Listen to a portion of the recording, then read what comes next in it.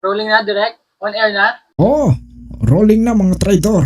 Alright! Hello and good afternoon, everyone!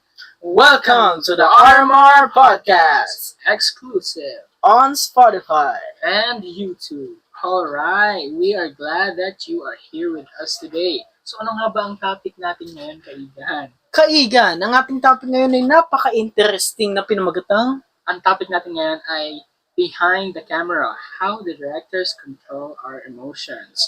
So, have you ever watched a movie that you feel scared, excited, or emotional, even before the characters said anything? Naka-experience ka na ba nun? Oo, Hindi pa nakakapagsalita yung characters, pero parang nalulungkot ka na or na-excite ka na. lalo na kung alam mo yung kung ano lagi ang ginaganap ng isang character na yun, kaya maiisip mo agad na ganun yung kalalabasan ng movie. At saka alam mo, isa pa sa nagpapa-intense ng mga pelikula ay yung mga anggulo ng camera. At kapag alam mo yung tema ng isang palabas, mararamdaman mo talaga yung emosyong ipinapahiwatig ng karakter sa pelikula, di ba? Pero alam mo ba, kaigan, kung paano tayo na-attract sa ganung different kinds of emotion? Paano nga ba? Dahil yan sa topic natin ngayon na may kinalaman tungkol sa importance of camera angles and different kinds of background musics na ginagamit ng mga director para malin lang tayo to play with our emotions.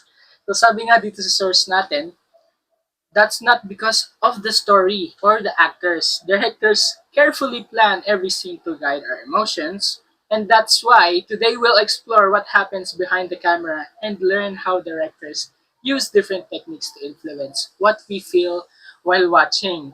So, ano mo ba kung gaano ka-importante ang camera angle, kaigan?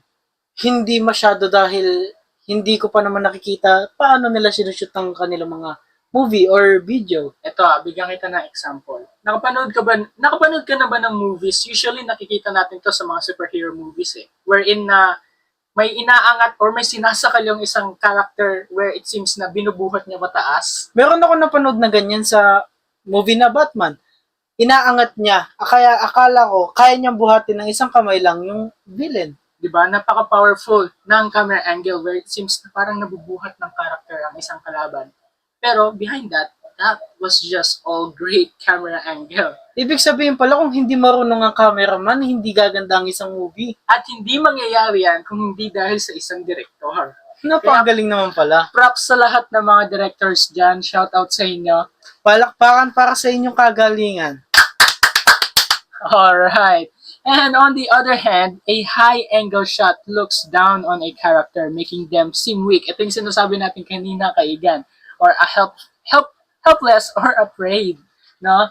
Directors use this to make viewers feel sympathy or concern for that character. Kaya pala kahit simpleng basta magaling yung nagkakamera, malulungkot ka pa rin pag maayos yung angle. Ito, sabi nga dito sa source natin na this is often used for heroes, leaders, or villains, which yung tinatukoy natin kanina. Kung paano sila magiging matinig or malakas tignan sa isa camera angle. Yan. Ismo, partner. And another common shot is the close-up. A close-up focuses on a person's face as to clearly see their emotions, whether they're smiling, crying, or feeling nervous. A close-up helps us connect with them on a deeper level. So halimbawa, yung movie ng Katniel, yung sa Barcelona, yan. alam mo yung pamilya ka doon, yung Ellie, sandali lang Ellie. Isa sa pinakamagandang movie na panood ko yan. Pare, isa pang example, Seven Sundays. Ayun, isa pa yan. Confronting scene, di ba? So, when it comes to emotional scenes, nakikita natin yung close-upness ng mga mukha ng characters na ine-emphasize that the movie turns into an emotional scene. At alam ng mga cameraman kung kailan sila mag-zoom sa mga faces ng ating mga character. And another powerful technique is yung lighting, syempre, partner. Lighting plays a huge role in creating the mood of a scene. Sabi nga ulit sa source natin, bright lighting often makes a scene feel cheerful, warm, safe, neither peaceful. Kaya pala yung mga madidilim, makukonsider mo siya again as nasad agad siya. Depende, di ba? Kung dark. Depende. Minsan, nakaka-intimidate sa mga villain yung pinapakita. Yung dark lightning, Pwede siyang mag-emphasize ng loneliness or sadness Pwede ring kalakasan ng isang villain. sa brightness. Mm-mm. That's why many family movies and romantic scenes use soft, bright lighting. Di ba? Romantic movies use, Oo. anong often lights ang color na nakikita natin sa romantic movies? Red. Red. Or pink, ganon. It emphasizes romantic or love. Yes.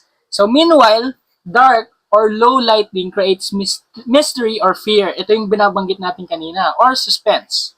Kadalasang nakikita natin to is sa mga horror and thriller movies often use shadows and dim lighting to make us feel nervous. For example, alam mo yung movie na ano pare? Nakaigan, yung moving Insidious. Red Doors? Red Doors. No, yan, bakit? Yes, Red Doors. Red Doors. So sabi dito, no, even before anything scary happens. So yun nga naman. So halimbawa nanonood tayo ng horror movies. Kapag yung character is pupunta siya sa madilim na lugar, alam na natin agad na may jump scare o nakakatakot na Oo. mangyayari. Kasi, hindi naman didilim yun kung hindi nakakatakot ang susunod na ipapakita nila. Oo nga, no? Sabi nga nila, may napanood nga ako sa TikTok na kapag pinalitan mo ang background music ng isang horror movie, hindi na siya nakakatakot. Oo, tama Actually, yun. nakakatawa pa nga siya. Oo. May nakikita akong clips sa TikTok na pinapalitan nila yung scenes dun sa Danan ata yun. Oo, ay, Ganon. yung kanta nun eh. Tapos Sophia the First. Saka ding, Saka ding, tsaka yung ding. Sophia the First na, Oo. yung sa scene nung Danan, pinalitan na yung Ah, was yung- a girl in Yeah. a villain do. Napakagaling nung ginawa nila doon. Nawala yung takot ko nung pinapanood ko yun. So that just tells us on how powerful the background music really is, no? So next topic tayo. Directors may also use colored lighting. Blue lighting can make a scene feel cold or sad, while warm orange or yellow lighting can make it feel comforting or nostalgic. Tama. Another technique directors use is framing. Framing is about how people and objects are arranged inside the camera shot. If a character is shown alone with lots of empty space around them, it can make them look lonely or isolated. Katulad nung napanood ko rin sa TikTok kay Igan. May napanood akong isang taong nakaupo lamang sa sa dulo. Walang Yan. gamit sa paligid niya, walang tao. Horror movie ba ito? Hindi. Ano siya? Sad movie Sad lang movie siya. siya. Sad movie. No? On the other hand, when two or more characters are framed closely together, it suggests friendship, love, trust, or framework. Now, directors also decide what to include and what to leave out of the frame. By hiding certain details, they can create suspense and keep viewers guessing about what might happen next. May ganito akong napanood kay Igan sa horror siya. Yung tipong nakaganyan lang, tapos pag dinusog mo yung konti yung camera, mawawala yung gamit, kabalik ng camera sa first angle. Yun nga, kaya nakakatulong din on how great the cameramans are. Yes. No? Hindi lang director ang may power behind the cameras eh. Kung wala ding skills ang cameraman mo, how can you make a scene very beautiful, di ba? Saludo sa ating mga camera nga. Saludo, 3 palakpak para sa mga cameraman. These techniques are called symbolic and technical codes. Technical codes include the camera angles, lighting, camera movement, sound, and editing. So props din sa mga magagaling nating editors. Tatlong palakpak din sa kanila. Tama kayo gan. 1, 2, 3. Symbolic codes are the meanings behind what we see. For example, dark colors may represent sadness or danger, while bright colors often symbolize hope or happiness.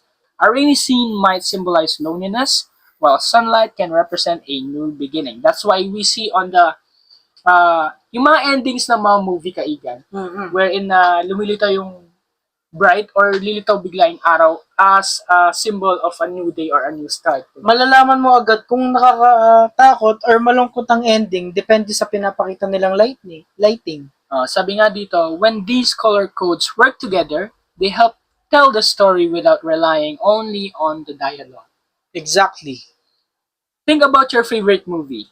Chances are many of the emotions you felt came from these techniques. A simple change in camera angle, lighting, or framing can completely change how we see a character or understand a scene. That's Ikaw why, ba kaigan, anong favorite movie mo? if we're talking about local movies, one of the movies that I really like here, no, Yung kanina nga, yung Seven Sunday. A Love Story on Barcelona, Oh. sa Katniel, and yung Seven Sundays. Yun ang si pag-iawang kaigan, pero memorize ko yung lines dun eh. Grabe naman yan. Yun nga. Bigyan mo nga ako ng sample dyan. Sample pa ba? Mga sample. Ellie, sandali lang. Karapatan mong pagharapin kami ng babae. Ayan, di ba? Grabe kaigan. Napakagaling. Dialogues Palakpak eh. sa'yo.